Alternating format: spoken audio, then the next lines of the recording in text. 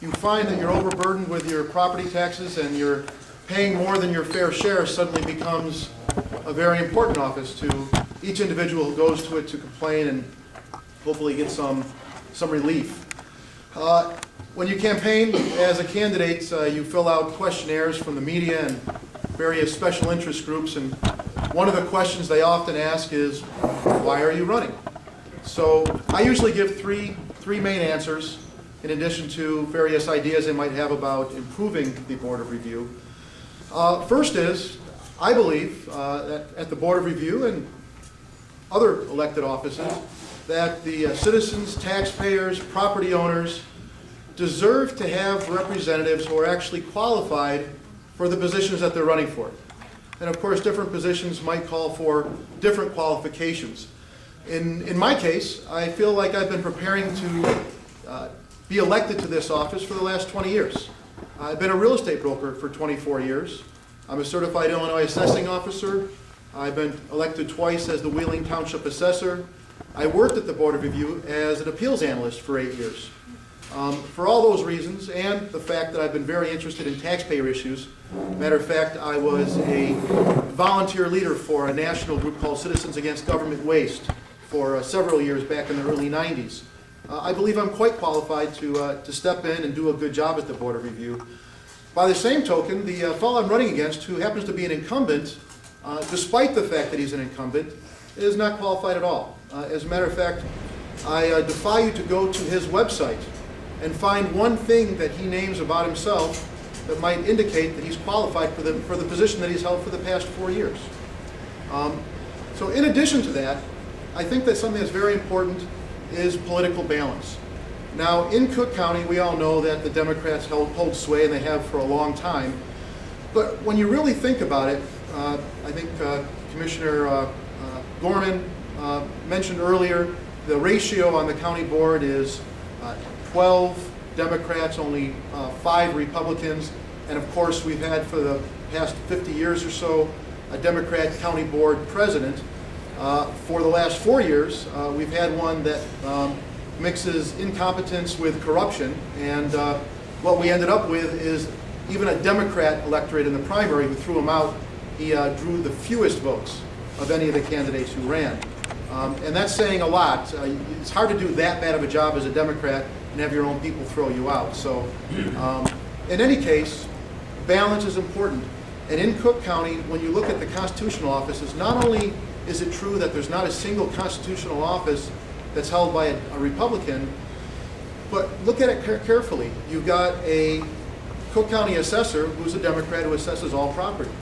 You've got the treasurer who computes all the tax bills, sends the tax bills out, collects the money, and then doles it out to the various taxing districts, Democrat as well.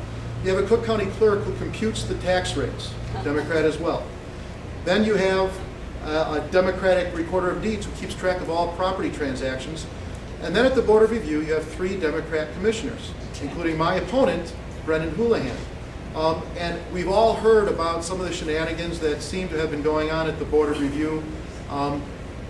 My opponent certainly has not been a check and balance there.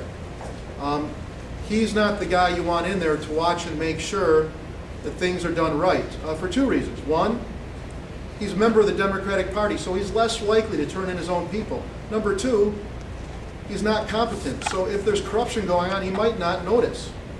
Now the last thing is, and I think very few people are actually aware of this, I have pledged that if I'm elected, to treat the position as a full-time job.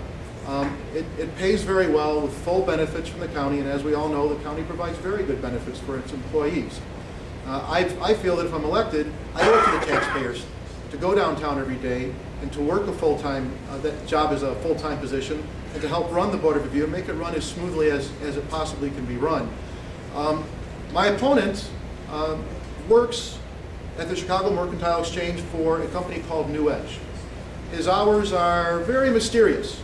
I believe there's something like 7:30 in the morning till 2:30 in the afternoon, which means 5 days a week he can't be at the Board of Review during those hours. Now I know enough people at the Board of Review, people I worked with in the past. I know many attorneys who practice at the Board of Review, and they all tell me the same thing.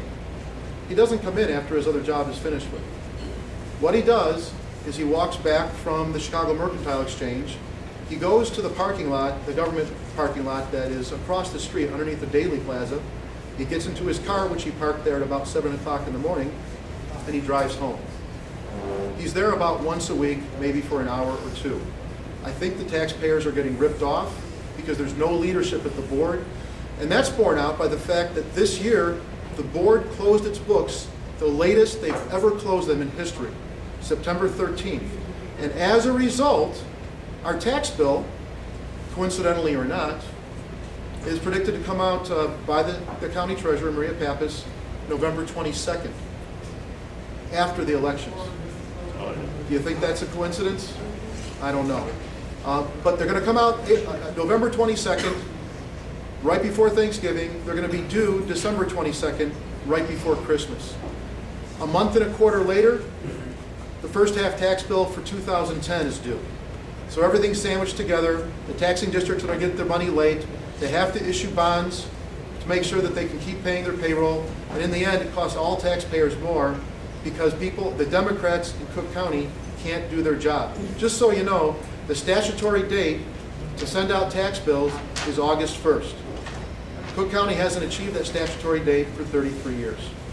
We need more people from the Republican Party who are business-minded, efficient-minded, honest, and know what the job is and want to do it. My name is Dan Patlak. I hope you'll vote for me on Election Day, and thanks for having me.